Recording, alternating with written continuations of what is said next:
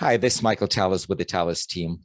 And today we're going to talk about typical questions that I receive from my clients, my buyers, and who's better to answer them than one of my partners, Sue Baker-Dirickson. So Sue, please introduce yourself.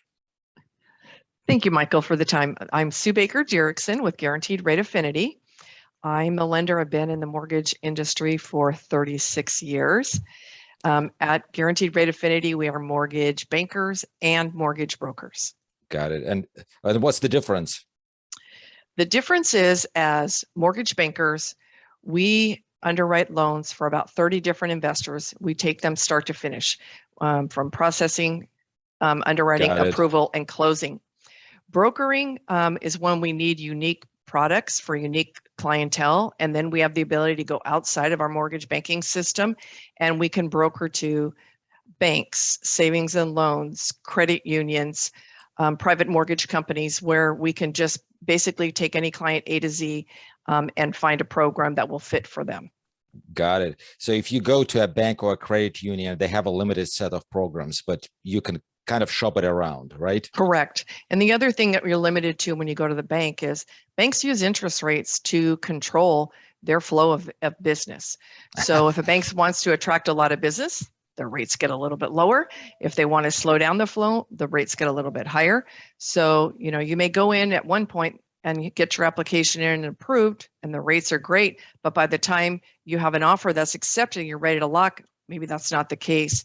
Since we're mortgage bankers, we underwrite and approve, as I said, about 30 different investors. We're always in the market. We always have the ability to stay competitive. Got it. So now let's talk about the different pre-approval levels. Right now, pre-approval levels are even on the contract. The latest California Association of Realtors has a checkbox for the type of pre-approval. So can you talk a little bit about that? Sure. This is brand new. As you said, it just went into effect recently. So there's really three levels, right? Mm-hmm.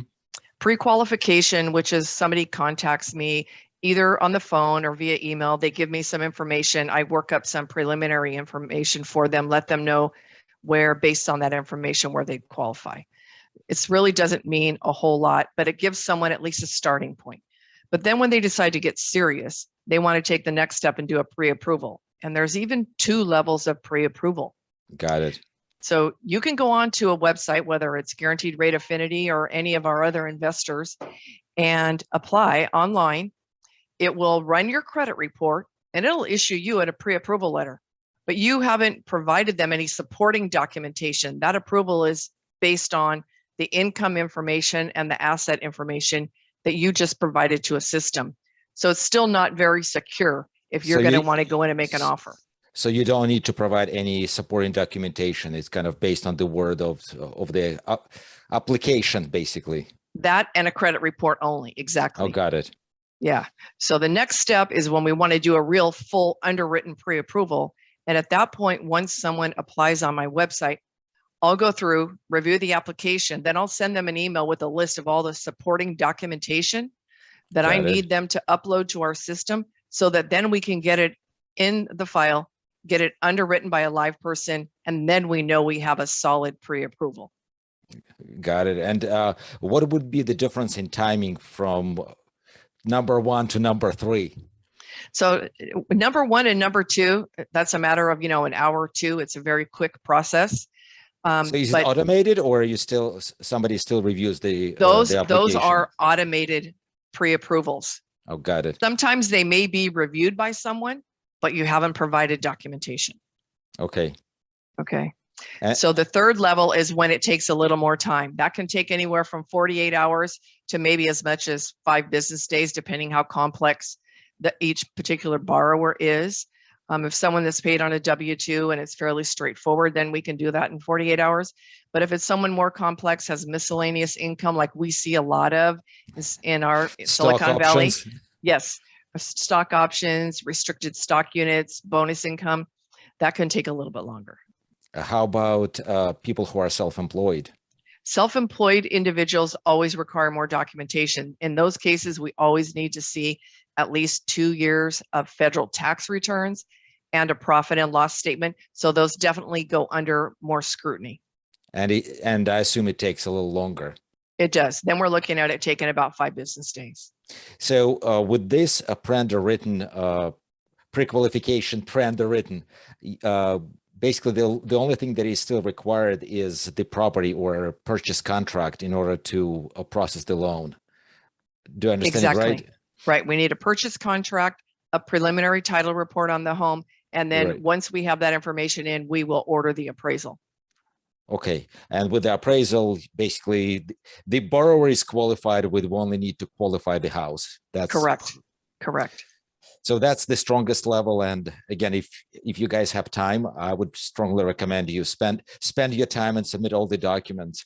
And if you are shopping around, most likely the same set of documents may go to Sue or any other lender. That's correct. After all that, if you decide to work with someone else, you reuse the package. Exactly. All right. So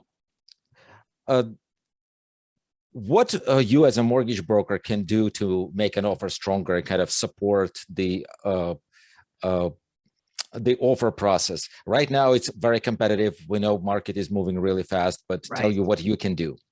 It's extremely competitive. And so what I can do and what I have been doing in this marketplace, in addition to the pre-approval letter, and in most cases, when that offer is presented, the listing agent wants to see proof of the buyer's funds. They want to see that they have the documentation for the down payment. So we'll be asked to provide bank statements. Of course, we block out the account information, but we do. But you also review that, right?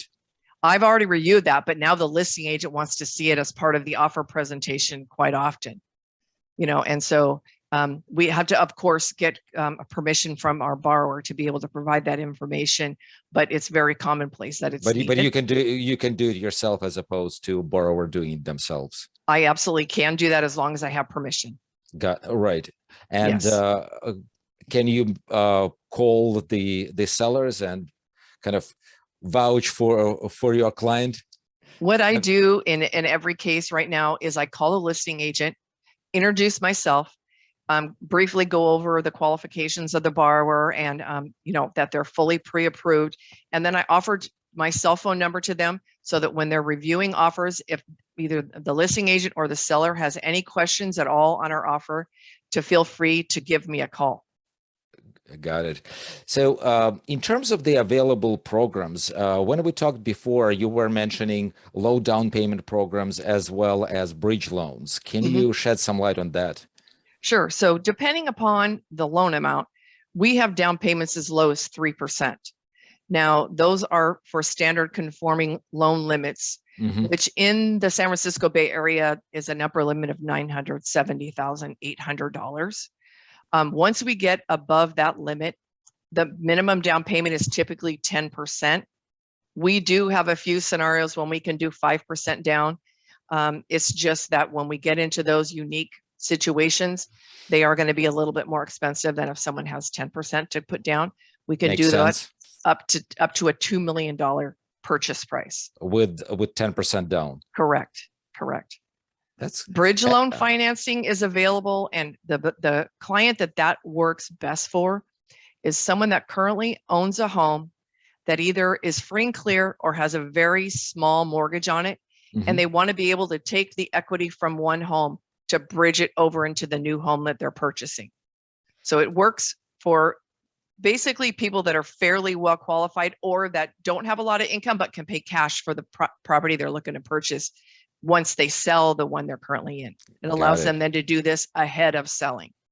So it's intended to be a short-term loan, right? Correct. They're written for 6 months. We do have cases where they'll be written for as long as a year, but typically 6 months. Okay. And what's the difference in interest rates with bridge loan versus conventional? A bridge loan is much more expensive. So if I were to write a bridge loan for someone today, you're looking at an interest rate of right about 8%. And it's at 1.5 points, 1.5% of the loan amount. So they're not inexpensive, but they work extremely well to get somebody into the next house without having to sell first, and then prep that home so that they can put it on the market and get top dollar. Yeah, right. So in this case, you can list your home and it's vacant and it's easy to see, and it definitely will get better price than if you are staying in the house. Correct. Well, one thing I also wanted to mention that Sue and also us as realtors, we're available on the weekends and evenings. And will you confirm that? Because Absolutely. I always tell my clients, like, we work when you don't. We don't go anywhere without this cell phone, and our life is in it. So absolutely, we have to be able to work when everyone else is not working. So we are available nights and weekends. So if you're interested in hooking up with Sue and asking her questions directly, don't hesitate to call, email, and whatever, pigeon mail anytime, anytime evenings, and we will both, Sue or I, will get back to you at our earliest opportunity. So Sue, can you tell me what would be the best way to contact you? Either by a text message, which seems to work really well, or also by email or via my website. I'm available through all of those. So I will get this information from Sue, and I will put it in the description below. So scroll down, read the description for this video, and well, give us a call. We look forward to working with you. So thank you, Sue. It sounds like we went through a lot of different questions really fast. And if any of you who are watching want more detailed answers, please don't hesitate to contact either of us directly. Wonderful. Thank you, Michael. Thank you. Till next time.